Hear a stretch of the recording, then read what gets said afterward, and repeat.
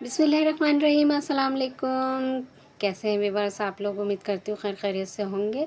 आज जो रेसिपी मूंग की दाल की आसान और मज़ेदार रेसिपी आज मैं आपके लिए लाई हूँ। एक ऐसी मूंग की दाल की रेसिपी जो नहायत बड़ी हल्की, सेहत बख्श और जायके से भरपूर है। ये दाल हर उम्र के अफराद के लिए छोटे बच्चों से लेके बड़े उम्र के लोगों के लिए प्रोटीन से भरपूर ग़िज़ा है। तरी वाली या सूखी भुनी हुई दाल, दोनों में ही ये दाल बहुत लजीज बनती है।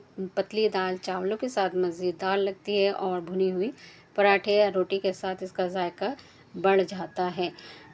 अगर आपको मेरी ये रेसिपी अच्छी लगती है तो प्लीज़ सब्सक्राइब लाइक ज़रूर करिएगा मेरे इस चैनल को, क्योंकि झटपट बनती है रेसिपी। चलते हैं रेसिपी की तरफ।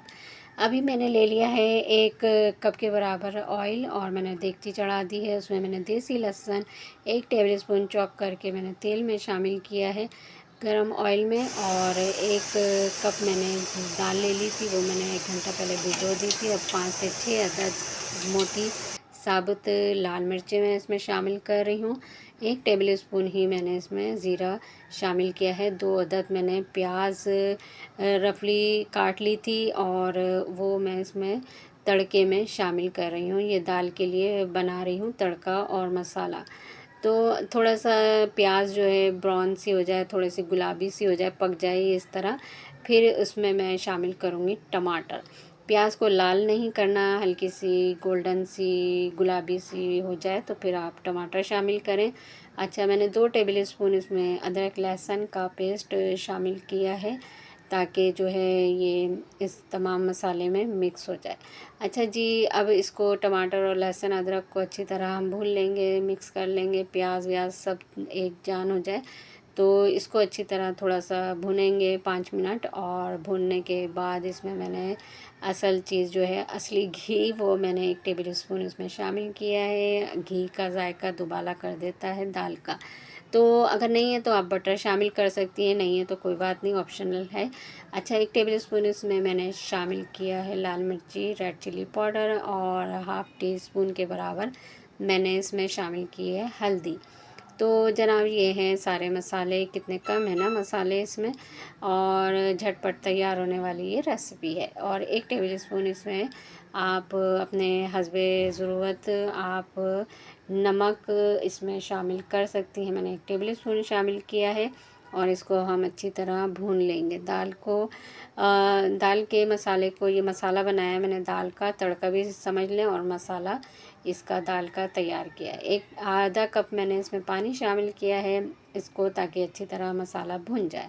अब 5 मिनट के लिए इसको ढक के रख देंगे थोड़ा सा, और फिर अब देखेंगे हटा के मसाला भुन चुका है। तो अब इसमें जो मैंने भिगोई थी दाल 1 कप, वो मैंने 1 घंटा पहले इसको मैं शामिल कर दी है दाल मूंग की। और मैंने 3 अदद हरी मिर्चें काट के बारीक बारीक रखी थी, तो वो अब इसमें शामिल कर दूँगी हरी मिर्चें। अब इसको हम अच्छी तरह भून लेंगे थोड़ा सा और दाल मसाले में मिक्स कर लेंगे, ताकि ये दाल और मसाला एक जान हो जाए, मतलब अच्छी तरह मिक्स हो जाए इसमें मसाला।